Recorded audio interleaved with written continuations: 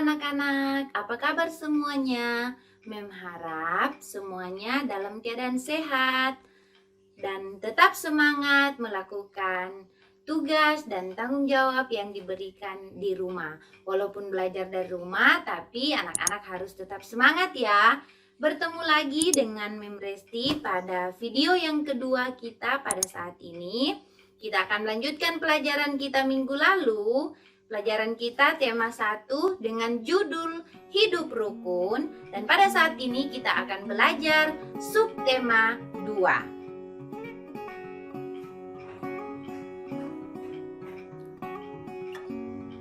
Oke, subtema 2 judulnya adalah Hidup Rukun dengan Teman Bermain. Namun sebelumnya kita akan berdoa terlebih dahulu ya, supaya Tuhan memberikan hikmat untuk mengikuti pelajaran ini agar anak-anak bisa mengerti. Kita berdoa.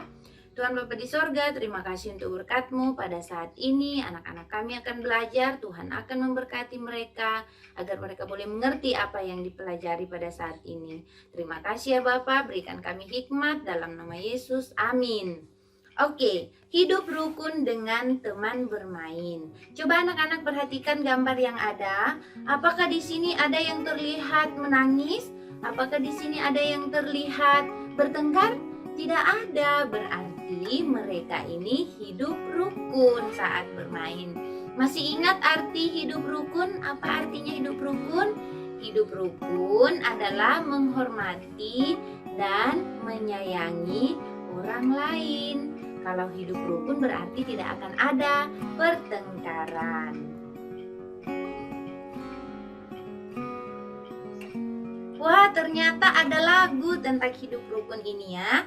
Anak-anak, kita akan belajar lagu ini. Mem harap anak-anak di rumah bisa menghafal lagu ini. Bahkan mungkin ada yang sudah tahu lagunya ya. Mari kita belajar bersama-sama menyaksikan video yang akan Mem tampilkan.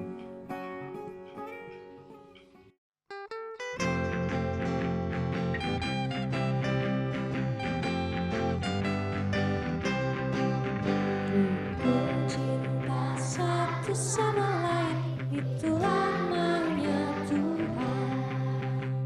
rendah hati serta ramah-tamah itulah menyatu tunjukkan saksikan Tuhan minta buktinya tunjukkan saksikan Tuhan minta buktinya.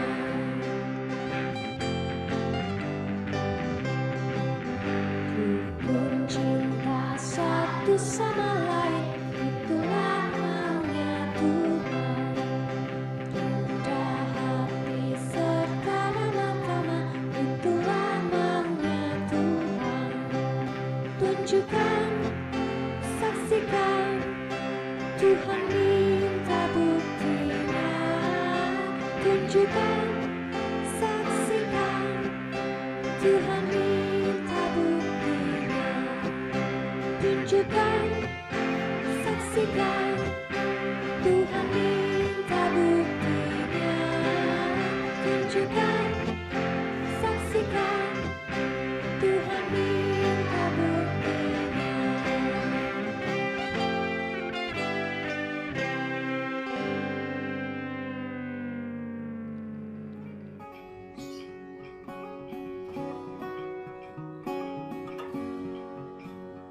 Oke, bagaimana lagunya? Apakah lagunya bagus? Apakah lagunya anak-anak suka? Mem harap anak-anak di rumah suka dengan lagu yang Mem bagikan kepada anak-anak ya. Oke, saat ini ayat kita terdapat dalam Amsal 17 ayat 17. Ada yang belum hafal ayat ini? Mem harap semuanya sudah hafal ya ayatnya. Apa bunyinya? Seorang sahabat menaruh kasih setiap waktu dan menjadi seorang saudara dalam kesukaran. Jadi karena kita akan belajar tentang hidup rukun dengan teman bermain, berarti itu teman bermain itu adalah sahabat-sahabat kita. Nah, firman Tuhan atau ayat kita pada saat ini bilang seorang sahabat, menaruh kasih setiap waktu. Jadi dia akan mengasihi sahabatnya dan menjadi seorang saudara dalam kesukaran. Jadi kalau kalian ada yang kesusahan atau bagaimana, ada sahabat kalian yang sedih, kalian menjadi seorang sahabat harus bisa menghibur sahabat-sahabat kalian. Contohnya Ewil dengan Kevin, mereka ini bersahabat. Jadi kalau bersahabat harus bermain dengan baik, bermain dengan rukun. Oke, pada saat ini Mem punya cerita dari Alkitab yang terdapat dalam 1 Samuel 18 ayat 1 sampai 5. Ini adalah cerita tentang Daud dan Yonatan. Sudah pernah dengar ceritanya kan? Yakin di kelas 1 sudah pernah dengar cerita tentang persahabatan Daud dan Yonatan. Oke, kita juga waktu renungan sebelum masuk kelas, Mem pernah dengar Selvi menceritakan cerita ini, yaitu persahabatan antara Daud dan Yonatan. Siapa Yonatan ini? Ada yang tahu? Anak-anak tahu? Yonatan adalah anak dari Raja Saul. Kemudian bagaimana persahabatan Daud dan Yonatan ini? Oh, mereka bersahabat dengan baik. Daud dan Yonatan saling mengasihi. Jadi mereka rukun, saling mengasihi. Kemudian Yonatan suka membantu Daud. Masih ingat cerita waktu Raja Saul marah kepada Daud? Yonatan membantu Daud untuk pergi menghindari kemarahan Raja Saul. Jadi anak-anak mengharap bersahabatlah dengan teman-teman yang baik. Rukunlah dengan sahabat-sahabat dan juga saudara-saudara di rumah. Oke, kita akan lanjutkan pelajaran kita. Udin mempunyai banyak teman. Edo, Siti, Made, dan banyak lagi. Jadi Udin ini punya banyak teman. Nah, Udin sering bermain bersama teman-temannya. Udin dan teman-teman bermain dengan rukun. Udin ini kalau bermain dengan teman-temannya dia rukun, jadi tidak ada pertengkaran. Oke, kita lanjutkan. Coba anak-anak perhatikan, kira-kira gambar ini, apakah gambar ini menunjukkan hidup rukun? Apakah gambar ini menunjukkan hidup rukun? Mem rasa tidak ya, karena ini ada yang bertengkar. Kemudian gambar yang berikutnya, apakah gambar yang kedua ini menunjukkan anak-anak hidup rukun? Bermain dengan rukun? Tidak, mereka berebutan mainan. Jadi kalau mau hidup rukun itu seperti apa sebenarnya? Coba kita lihat gambar selanjutnya. Nah, gambar yang ketiga ini, mereka itu bermain dengan rukun. Mereka tidak bertengkar, mereka tidak berebut mainan, tapi mereka main dengan bahagia. Jadi kalau mau bermain dengan rukun harus bahagia. Kalau mau bahagia harus bermain dengan rukun, harus senang ya. Oke. Ini ada pertanyaan, apakah kamu sering bermain bersama temanmu? Pasti sering bermain dengan temannya kan? Bagaimana sikapmu ketika bermain dengan temanmu? Nah, sikap apa yang harus kita lakukan kalau bermain dengan teman? Ya, tentunya kita harus rukun dengan teman-teman, tidak bertengkar. Apakah kamu dapat bermain dengan temanmu jika tidak rukun? Coba perhatikan gambar yang pertama dan kedua tadi, tidak bisa main. Kenapa tidak bisa main? Karena mereka tidak rukun. Wah, saat ini kita akan belajar tentang kalimat ajakan. Kalimat ajakan itu apa sih, Mem? Kalimat ajakan itu adalah memanggil seseorang untuk melakukan sesuatu bersama-sama. Itu adalah kalimat ajakan. Ini ada percakapannya. Mem harap anak-anak di rumah videonya boleh di stop dulu lalu baca percakapan ini dengan nyaring. Oke. Bacalah percakapan di bawah ini dengan nyaring. Udin, Do, ayo kita bermain kelereng di lapangan. Edo, ayo Din, kita ajak teman yang lain. Udin, boleh saja Do, semakin banyak teman akan lebih menyenangkan. Edo, tapi Din, aku tidak bisa membawa sepedaku ke lapangan. Ban sepedaku bocor. Udin, Tidak apa-apa, Dok. Ayo, aku bonceng naik sepedaku. Udin dan Edo mengajak teman-temannya bermain. Kemudian mereka tidak memilih-milih teman.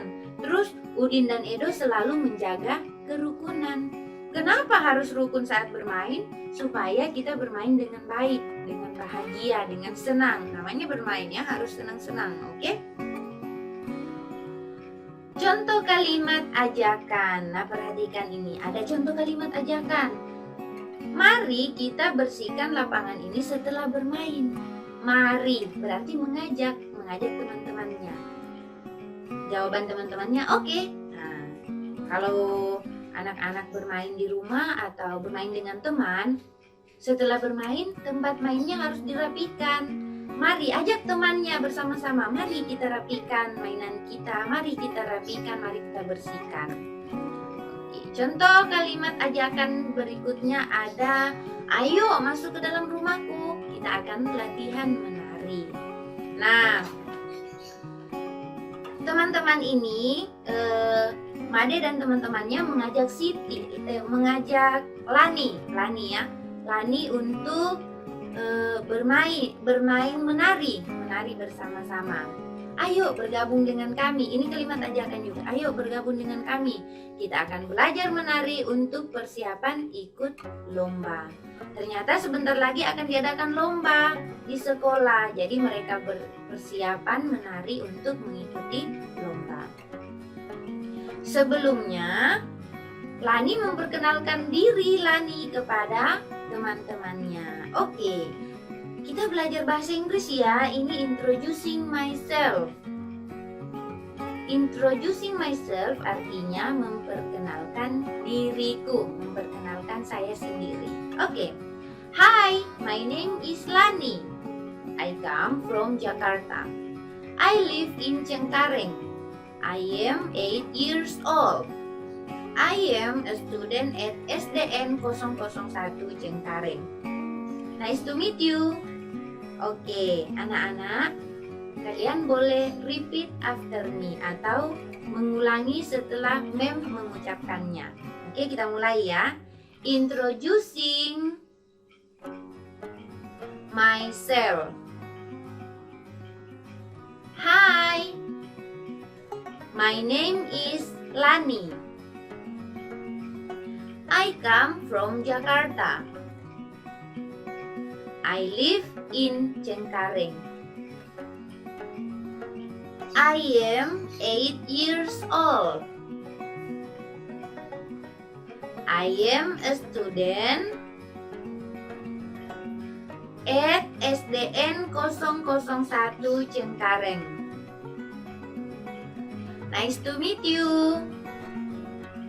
Oke, good. Terima kasih. Nanti diulang-ulang ya, mengikuti apa yang Mem sudah berikan contoh cara bacanya. Diulang-ulang ya supaya bisa tahu. Pasti bingung kan, apa sih kok ini bahasa Inggris ya, apa bahasa Indonesianya? Atau ada yang sudah tahu bahasa Indonesianya? Oke, Mem terjemahkan ya, atau Mem bawa bahasa Inggrisnya ke dalam bahasa Indonesia. Memperkenalkan diriku. Hai, namaku Lani. Hi, my name is Lani. Bahasa Indonesianya, hai, namaku Lani. I come from Jakarta. Saya berasal dari Jakarta. I live in Cengkareng. Saya tinggal di Cengkareng. I am 8 years old. Saya berumur 8 tahun. I am a student at SDN 001 Cengkareng. Saya adalah seorang siswa di SD Sekolah Dasar Negeri 001 Cengkareng. Nice to meet you. Senang bertemu denganmu. Jadi anak-anak boleh praktek-praktek ya di rumah. Kalau Mem kasih tugas memperkenalkan diri, ini Lani bisa diganti ya, ganti dengan nama sendiri. Kemudian I come from, asalnya dari mana, anak-anak asalnya dari mana. Kemudian I live in, tinggal di mana sekarang, umurnya berapa, terus sekolahnya di mana. Pastinya kalau murid-muridnya Mem bersekolah di SD Advent Sendawar. Oke, nice to meet you. Senang bertemu denganmu. Kita lanjutkan ya. Dalam menari, ingat tadi kan mereka menari. Sebelum Lani memperkenalkan diri, teman-temannya menyambut Lani untuk tarian bersama, menari bersama. Siti menyambut Lani untuk mengajaknya menari bersama. Dalam menari itu ada 3 hal yang harus diperhatikan, yaitu gerak tangan, gerak kaki, dan gerak kepala. Itu harus dilakukan dengan baik agar tarian kita bisa mendapatkan hasil yang baik. Udin selalu rukun dengan teman-temannya. Dan tadi Mim selalu bilang kan rukun. Kenapa harus diulang-ulang rukun ini? Karena rukun ini memang baik. Ia sering membantu teman-teman yang membutuhkan bantuan Udin. Latihan menari telah selesai. Udin dan Edo menghias sepeda untuk mengikuti sebuah perlombaan. Jadi tadi Udin dan Edo, Siti, Lani dan teman-temannya kan latihan menari. Sekarang Udin dan Edo setelah latihan menari, mereka menghias sepeda. Ternyata ada juga perlombaan untuk menghias sepeda. Jadi perlombaan menghias sepeda ini akan dilombakan nantinya, tapi segala sesuatunya harus disiapkan dari sekarang. Jadi itulah sebabnya Udin dan Edo menghias sepeda mereka.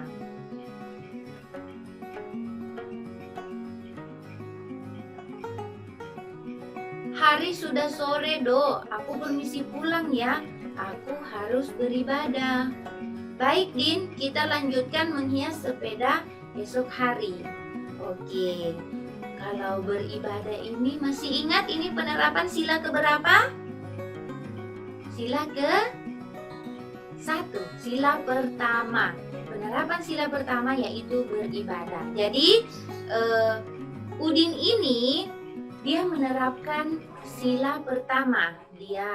Dia mengamalkan sila pertama itu akan beribadah. Jadi pamit sama Edo untuk pulang karena sebentar lagi ibadah. Udin berteman baik dengan Edo. Ketika Edo mendapat kesulitan, Udin mau membantu. Meskipun sedang asik bermain, Udin tidak melupakan kewajiban beribadah. Sikap Udin dan Edo sesuai dengan pengamalan Pancasila, terutama sila pertama dan kedua. Berteman baik itu pengamalan sila kedua. Beribadah itu pengamalan sila pertama. Oke, kita akan belajar lagi pengamalan sila Pancasila. Masih ingat kan pertemuan minggu lalu? Kita belajar 2 pengamalan sila pertama. Oke, ini coba lihat gambarnya. Mereka sedang bermain. Maaf ya, besok pagi saya tidak bisa datang. Saya mau pergi ke gereja. Wah, ternyata ada salah satu temannya yang besok akan pergi ke gereja. Jadi tidak bisa bermain karena mau pergi ke gereja. Oke. Pengamalan sila pertama yaitu rajin ibadah, kemudian rajin berdoa, dan tidak memilih-milih teman yang beda agama. Jadi Mem harap murid-muridnya Mem tidak memilih-milih temannya. Mem lihat sih semuanya waktu ketika kita berada di sekolah, anak-anak Mem bermain satu dengan yang lain. Berarti tandanya tidak memilih-milih teman.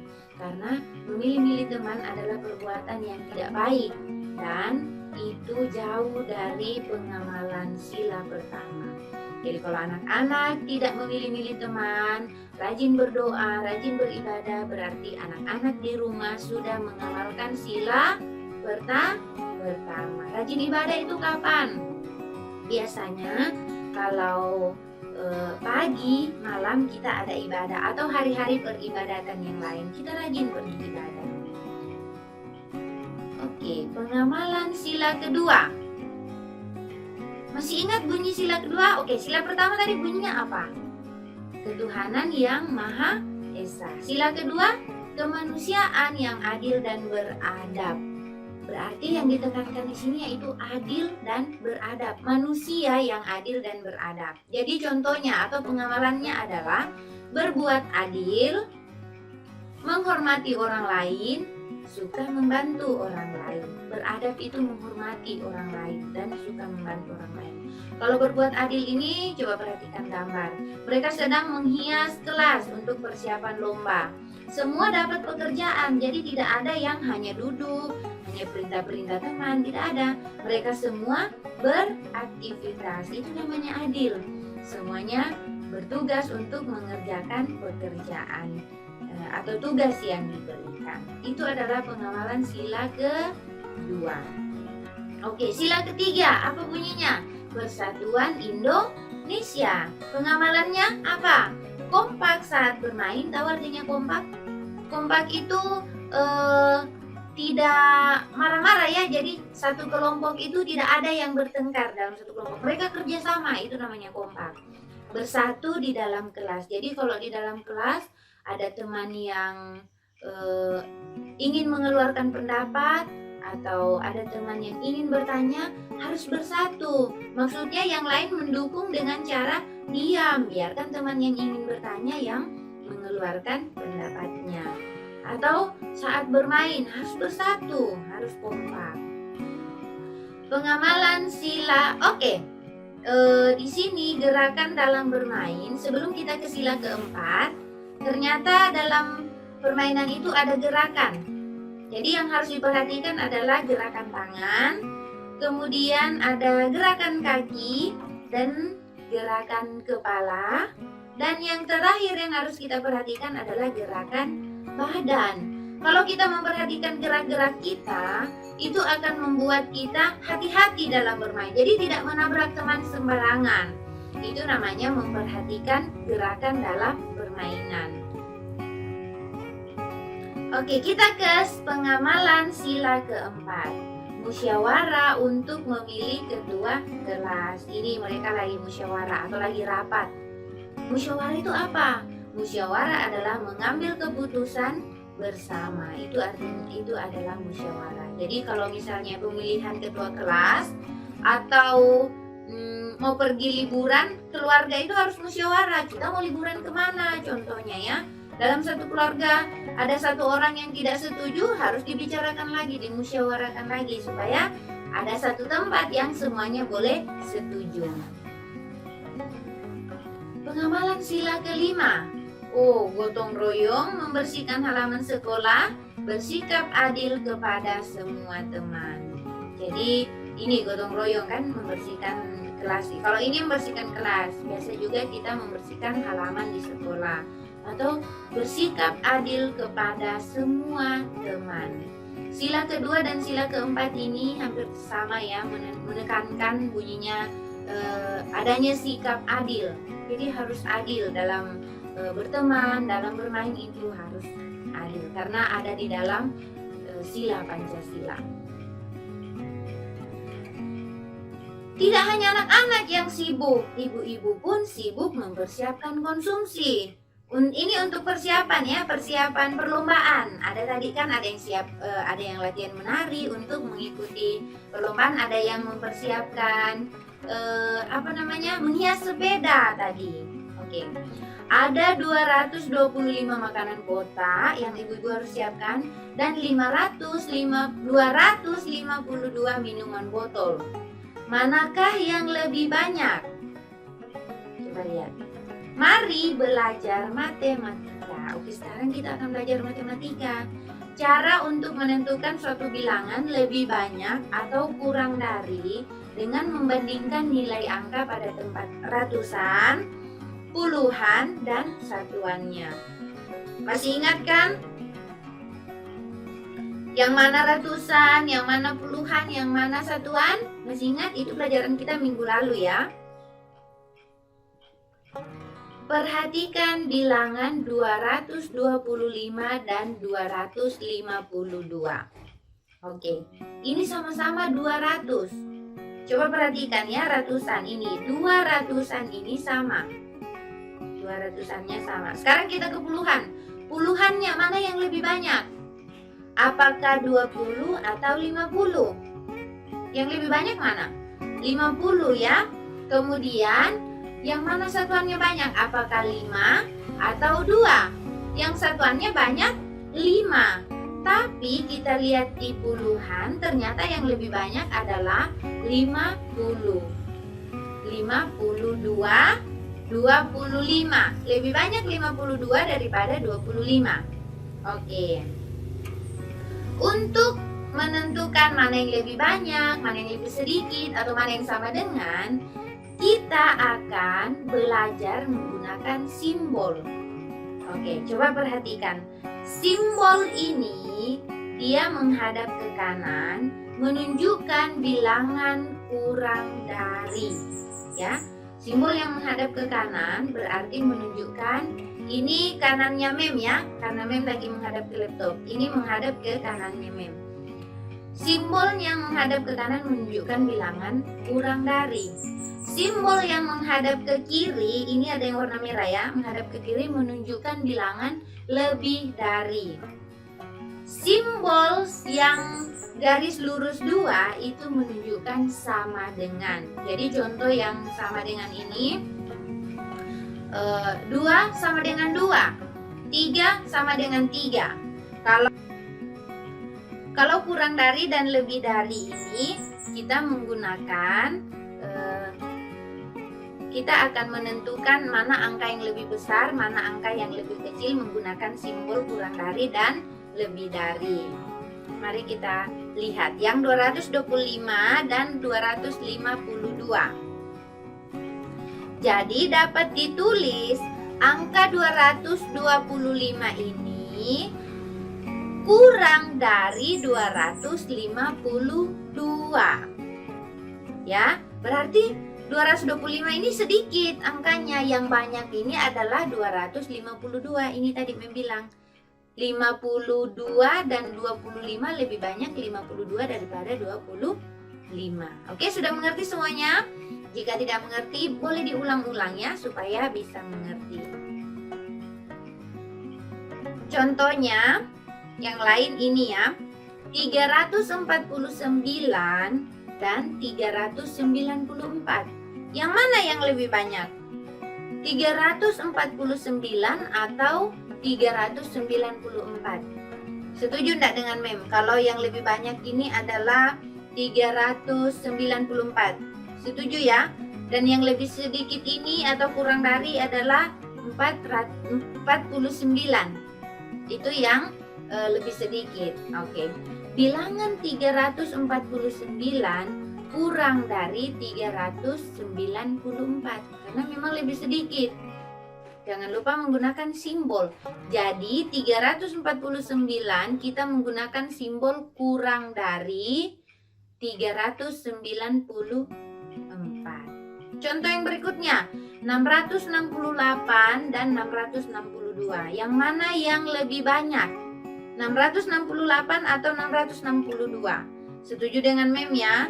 668 lebih banyak daripada 662. Jadi kita menggunakan simbol yang menghadap ke kiri. Cara belajar simbol yang lain adalah, coba perhatikan mouse-nya Mem ini, pointernya, petunjuknya lagi gerak-gerak. Kita bisa menggunakan garis di sini. Jadi dia akan berubah jadi kecil, huruf kecil. Kalau kita gunakan garis di depan yang lebih besar ini, dia akan menjadi huruf B atau besar. Ini Mem ada contohnya.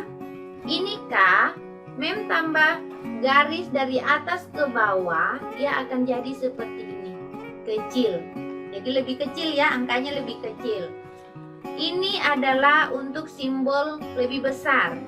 Mem tinggal tambah garis lurus ke sini, dari atas sini sampai sini dia akan menjadi besar, huruf B, besar. Jadi ingat aja itu, kalau K berarti dia menghadap ke kanan. Kalau besar berarti dia menghadap ke kiri. B, jadi B kan? Oke. Penonton acara pentas seni cukup banyak. Ternyata acara yang diadakan itu adalah pentas seni. Pada acara pentas seni juga diundang warga dari perkampungan lain. Oh, pantas banyak kan diundang dari tempat lain. Bagian konsumsi menyediakan kotak makanan dan minuman. Ada 362 kotak makanan, banyak juga ya. 356 kotak minuman, 348 botol air minum. Cara untuk mengurutkan beberapa bilangan dengan membandingkan nilai ratusan, puluhan, dan satuannya. Jadi ini kita akan mengurutkan bilangan ya, dari yang paling banyak sampai yang terkecil dan dari yang paling sedikit sampai yang paling banyak. Gimana caranya? Contohnya kita urutkan, kalau dari 1, 2, 3 kita urutkan dari yang paling kecil ke paling banyak, berarti sudah betul 1, 2, 3. Kalau kita urutkan dari yang jumlahnya paling banyak sampai yang paling sedikit, berarti 3, 2, 1. Oke, kita lihat angka yang tadi ya. 362, 356, dan 348. Masih ingat ya tempat 300 ratusan, puluhan, dan satuan. Ini 362, 356, dan 348. Ini sudah berurut. Jika kita urutkan dari yang terkecil, maka dia akan jadinya terbalik ya. Dari belakang ke sini, kemudian depan. Karena kita urutkan dari yang terkecil, berarti 348, 356, 362. Jika kita urutkan bilangannya dari yang terbesar, maka akan terjadi seperti ini. Kita lihat yang paling banyak jumlahnya. 362, 356, dan 348. Lebih banyak 62 daripada 56. Lebih banyak 56 daripada 48. Jadi Mem harap anak-anak di rumah sudah bisa mengerti ya, cara menentukan mana yang lebih besar, mana yang lebih kecil, mana yang sama dengan, dan cara mengurutkan bilangan dari bilangan yang paling banyak sampai yang paling kecil, dan dari bilangan yang paling kecil atau sedikit sampai bilangan yang paling banyak. Kalau ada tugas yang memberikan, anak-anak sudah mengerti dan tahu cara mengerjakan tugasnya. Oke anak-anak, ternyata pelajaran kita hari ini sampai di sini. Jangan lupa, Mem akan kirimkan tugas melalui WA orang tua dan dikerjakan. Ingat ya, mengumpulkan tugas pada waktunya mendapatkan 3 hal. Yang pertama, sudah tentu dapat ilmu karena sudah belajar. Yang kedua, mendapatkan nilai, dan yang ketiga dihitung hadir. Jadi anak-anak tetap semangat mengerjakan tugas dari rumah. Kita akan bertemu lagi pada pertemuan berikutnya subtema 3 minggu depan. Semoga anak-anak tetap semangat. Jangan lupa terus berdoa. Jangan lupa terus menjaga kebersihan, rajin mencuci tangan, dan jika ingin bepergian jangan lupa menggunakan masker. Untuk mengakhiri pelajaran kita pada saat ini, kita berdoa. Tuhan Bapa di sorga, terima kasih Engkau telah menyertai kami sepanjang pelajaran kami hari ini. Biarlah apa yang telah kami pelajari, kami boleh mengerti dan kami boleh gunakan dalam hidup kami. Berkati anak-anak kami ya Tuhan, walaupun kami terpisah jauh, namun kami kian percaya Tuhan akan selalu memberkati mereka. Terima kasih Tuhan, dalam nama Yesus, amin. Bye.